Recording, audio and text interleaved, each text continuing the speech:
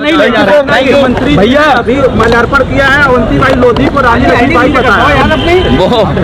वो रात को सो नहीं पाए होंगे और जिसने भी ये कहा मुझे नहीं पता कि किसने कहा, अगर ये बात कही है तो हो सकता है नींद पूरी नहीं हुई होगी, लेकिन इस सरकार में तो सब कुछ बहुत अलग अलग हो रहा है। भैया मोदी जी ने कहा है कि ये जो जानवर है थर्ड फ्लोर में जा रहे हैं। आप सोचिए जानवरों के लिए कई 100 करोड़ रुपए सरकार खर्च करती है, लेकिन खर्च नहीं हो रहा जी, इनकी जेब में जा रहा है। और उसका परिणाम ये है कि कई बार जानवर 1 मंजिल 2 मंजिल 30 मंजिल पे पहुंच जा रहे हैं। इसलिए गरीबी बेरोजगारी से लड़ाई बढ़ी है, महंगाई बढ़ी है, रोजगार है नहीं, नौकरी है नहीं, इलाज है नहीं, भ्रष्टाचार बढ़ा है।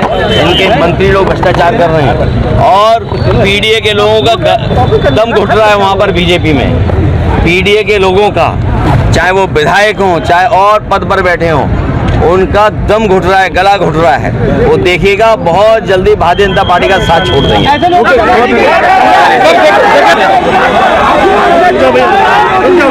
रोज की एक्सरसाइज हो रही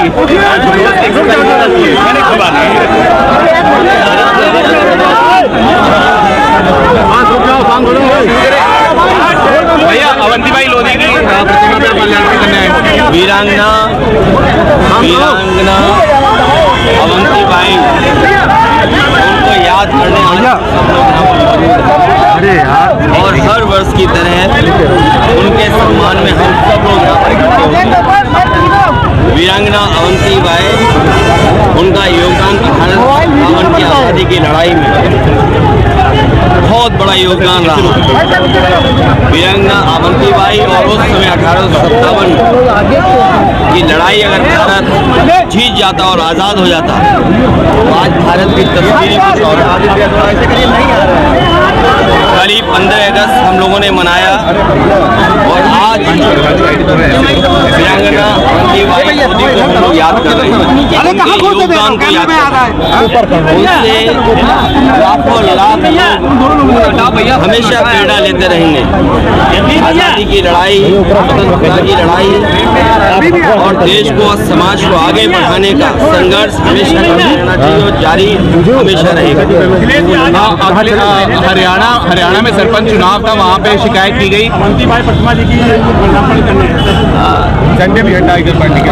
वीरांगना अवंतीबाई लोधी का सम्मान सभी को करना चाहिए और सरकार के लोगों को विशेष इसलिए करना चाहिए कि संसाधन उन्हीं पर है। समाज और खासकर पीडीए का समाज अपने तमाम ऐसे महापुरुषों को और उनके योगदान को अगर पहचानेगा तो समाज और एकजुटता बढ़ेगी और इकट्ठा दिखाई देगा।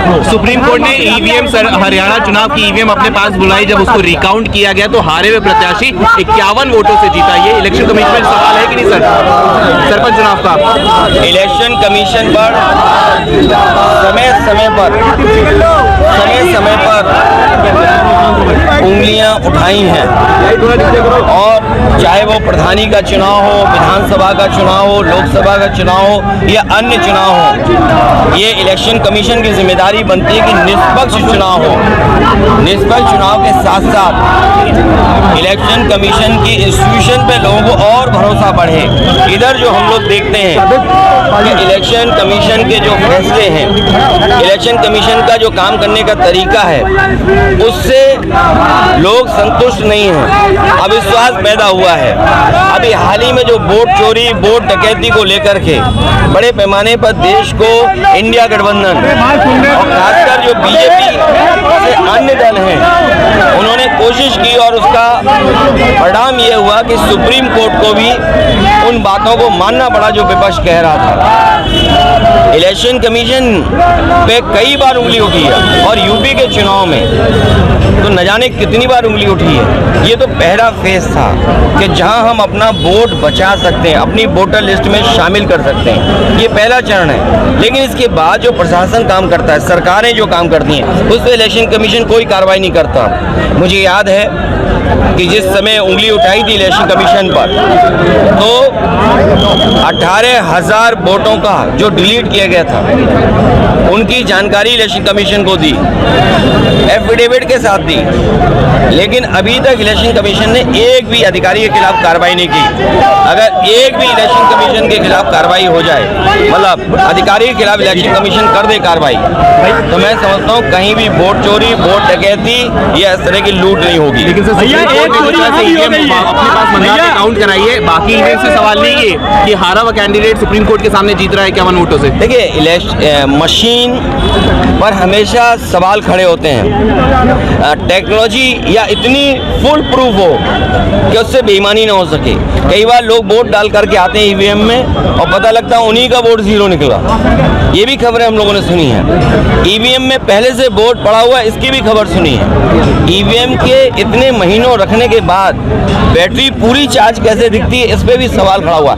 इसलिए जो बैलेट का हमेशा मांग रही है, और अमेरिका की नकल करें, जापान की नकल करें और जर्मनी की नकल करें। जर्मनी में तो सरकार और वहाँ के सबसे सुप्रीम कोर्ट का ये फैसला है कि अगर ईवीएम से वोट पड़ेंगे तो अनकॉन्स्टिट्यूशनल होगा, तो इसलिए बैलेट के से वोट पड़ रहे हैं वहाँ। अमेरिका में भी बैलेट से वोट पड़ते हैं और वहाँ खुद किससे वोट डालना ये चॉइस है। माउंटबेटन और कांग्रेस को पार्टीशन का जिम्मेदार ठहराया गया। एनसीईआरटी ने स्पेशल मॉड्यूल रिलीज किया था। देखिए, जब से भारतीय जनता पार्टी आई है सबसे ज़्यादा फर्जी काम बढ़ गए। जब से भारतीय जनता पार्टी आई है फर्जी काम बढ़ गए। आज ही मैं सुन रहा था यहीं पर पड़ोस में मुख्यमंत्री कह रहे कि डबल इंजन। अब इनके इंजन गिनो, मेयर एक इंजन, सांसद दूसरा इंजन, सांसद जी मंत्री हैं तो उनका भी एक इंजन छोटा सा, और प्रधानमंत्री वो इंजन, मुख्यमंत्री वो इंजन, डिप्टी सीएम वो इंजन, डिप्टी सीएम और एक और, तो इतने इंजन है। बताओ, इतने इंजन और क्या कह रहे हैं कि डबल इंजन की सरकार। सच्चाई ये है कि न जाने कितने इंजन हैं, न जाने कितने इंजन हैं जो एक दूसरे को अब टक्कर मार रहे हैं। तो जब से भारतीय जनता पार्टी आई है फर्जी काम बहुत बढ़ गया है। और आप देखिए, दूसरे के काम को अपना काम बनाना, ये स्मार्ट सिटी है ना, कौन सी गली में कूड़ा नहीं है। और सोचिए नंबर 3 पर ये लखनऊ आया, नंबर 3 पर। कहा कि सफाई में और स्मार्टनेस में नंबर 3 पे है। बताओ, इतने इंजन होने के बाद अभी जल भराव हो गया, सीवर खुला था, मैनहोल खुला था, जान चली गई। और ऐसा नहीं केवल लखनऊ में हो रहा है, हर जगह ऐसी घटनाएं हो रही हैं और मिल रही हैं। कांग्रेस को लेकर पार्टीशन का जिम्मेदार एनसीईआरटी बता रहा है। देखिए, मैंने आपसे कहा कि बीजेपी, इनकी कोई विचारधारा नहीं है। बीजेपी की एक विचारधारा है कुर्सी पर बने रहना। और आपको मैंने कल भी कहा, फिर कहता हूँ, बात को फिर दोहराता हूँ, आप सब जानते हो। बीजेपी ने ये कहा जब उनकी पार्टी का गठन हुआ कि वो सोशलिस्ट रास्ते पे चलेंगे, सेकुलर रास्ते पे। आज वो सेकुलर रास्ते पे चल रहे हैं। क्या भेदभाव नहीं है उनके अंदर, उनकी विचारधारा के अंदर? और सोशलिस्ट रास्ते पे चलने की बात कही, क्या सबसे ज़्यादा उद्योगपतियों को, बड़े लोगों को नहीं बढ़ावा दे रहे हैं? आज गरीब और खासकर पीडीए, पिछड़ा, दलित, आदिवासी, इनके साथ जिस पैमाने पर भेदभाव हो रहा है, यहाँ पर हम लोग कल्पना नहीं कर सकते। सब बीजेपी आरोप लगा रही है कि राज्यसभा के एलओपी और लोकसभा के एलओपी इंडिपेंडेंस डे के कार्यक्रम में नहीं गए। ये कांग्रेस की एक नई तरह की राजनीति जिसमें वो इंडिपेंडेंस डे जैसे प्रोग्राम को बॉयकॉट कर रहे हैं। हमें तो बुलाया तक नहीं यहाँ पर।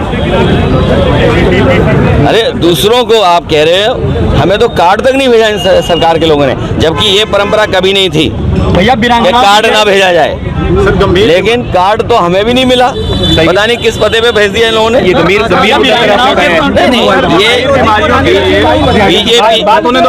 बीजेपी कभी भी स्वीकार नहीं कर सकती है भैया बीजेपी के लोगों को शामिल किया है।